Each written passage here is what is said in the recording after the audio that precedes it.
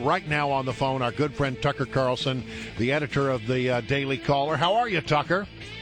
Good morning, gentlemen. I want to start out with the Speaker of the House, John Boehner, who allowed there to be a vote yesterday, clean vote on the debt limit, and it got passed with only 28 votes that were Republican votes. All the Democrats were there.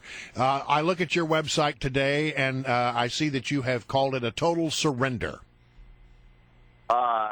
I think that's probably a fair characterization, but it should surprise no one.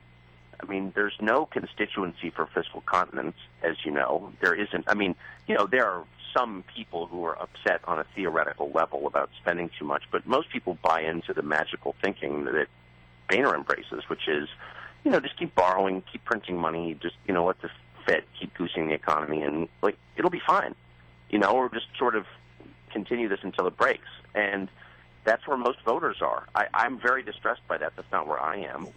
Well, let me ask you this, though. I mean, he needs to get anything passed. You need 218 votes. Right. There was no scenario out there, no alternative scenario that would have gotten to 218. Right. So what are you to do if you're Speaker of the House? What Boehner's doing is taking 5 steps back and saying to himself, and the caucus is saying this, I think, corporately, is there any reward for making a huge fuss over incurring more debt? Yeah. And no, there's not. There just isn't. I mean, this is, again, I'm arguing against my own interests and beliefs here because, I think that somebody ought to stand up on principle and make the case to the public that this kind of spending, endless debt will crush you in the end. But, again, the public doesn't believe that. Nobody actually cares out there in the great beyond, and there's no reward for fighting that fight. Republicans always lose. This is their hard political calculation, and I have to say I think they're right. Hey, Tucker Carlson, earlier this week I saw a story, and I thought of you immediately. I thought you would enjoy this. The fact that David Axelrod, I know a real good buddy of yours, he took to Twitter, and he reminded big donors in the Democratic Party that they should really be focusing all of their donations on this midterm because they might lose the Senate instead of the 2016 presidential election. A little jab at Team Hillary there, raising money already for the 2016 presidential election. Isn't it true that the Axelrods of the world who are aligned with Barack Obama still really don't like Hillary or the Clintons? Well, there's so much passive aggression going on. Yeah, exactly. I mean, there's not a single week that goes by where I'm at lunch where I don't hear some kind of nasty, unsubstantiated rumor about Hillary Clinton. Not from conservatives, by the way, but from, liberals or Democrats. I always think, where's this stuff coming from? And I think it's coming, I don't know if it's coming from, the president himself, but it's certainly coming from people around the president, the Obama true believers, the original cast of Team Obama, who really resent Hillary to this day and her husband. Speaking of nasty, unsubstantiated rumors about the Clintons, another little bimbo eruption came up this last week where we heard rumors and a story that Elizabeth Hurley, Hollywood actress and model, was aligned with Bill Clinton. And it raises the question, if Hillary Clinton is seriously going to run for president, does Bill Clinton's behavior become an issue? Is it fair game to say, listen, this man might be the first dude there. If she gets elected president, he needs to behave himself. Otherwise, the president won't be able to do her job. Shouldn't we be able to know if he's been faithful to her?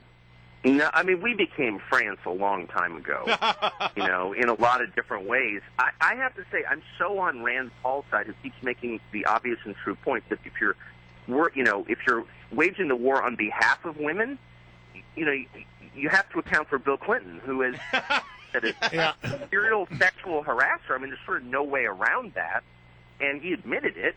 And yet, when he's feminist in chief, how does that work? If you read the Washington Post today, and don't, because it's just such a bad newspaper, but let's say you did, you would find the fact-check piece on this where the piece begins with this long sort of I don't know why you'd want to attack Bill Clinton as a sexual harasser. It's well, because he was. Yeah.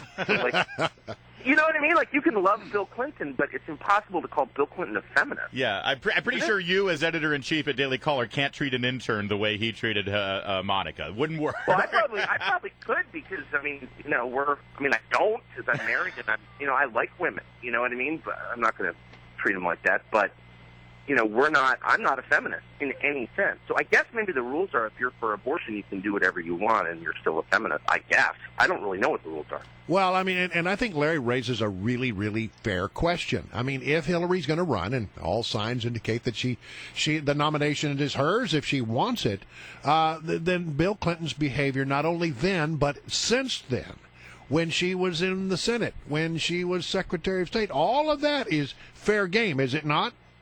Well, yeah, but the real behavior that no one ever mentions is financial.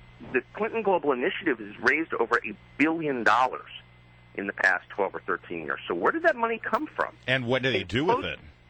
Oh, and what do they do with it? They don't give it to charity, really. I mean, the Clinton Global Initiative is like Davos. It's like an opportunity for rich people to get together and touch each other. It's not really direct aid.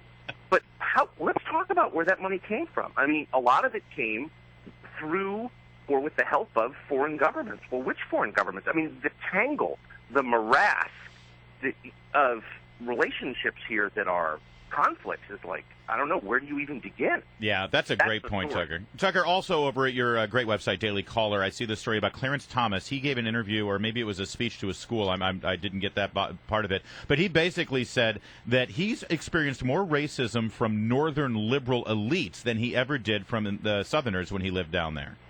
Of course.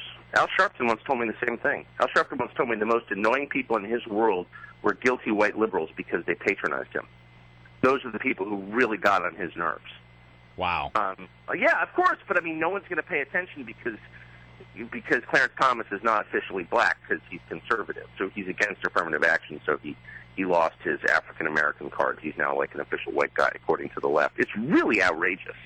Clarence Thomas, by the way, for whatever it's worth, one of the funniest, sweetest people I've ever met. For real. Is Clarence Thomas? Yeah.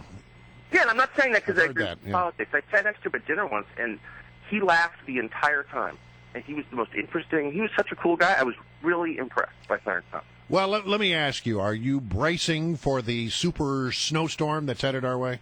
Yes, I am. I'm here in Phoenix, Arizona. The Weather Channel. And man, you guys are going to get hit hard. Good luck out there. I can't. This is wrong. Outrageous. This is wrong on many levels. Tucker Carlson, you are my personal icon for what it is to be a D.C. guy. You are Washington. You should be here with us. And a month ago when we had a snowstorm, we heard the ice melting in your margarita while you were down in Florida. And now you're in Arizona. What has happened to you, man? Well, actually, the sad news is I land at National Airport at 7:30 tonight. I don't even know what I'm going to. That's a buckling event. It's going to be snowing by then, right? Yeah, it's supposed to start about 8 o'clock, actually. Yeah.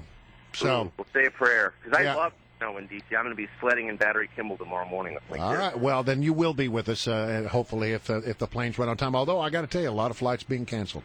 Well, listen, Tucker Carlson, always a pleasure. Even if you are, we're sort of jealous of where you are at the moment in Phoenix. Thanks for joining us. Thank you, guys. Thanks, Tucker.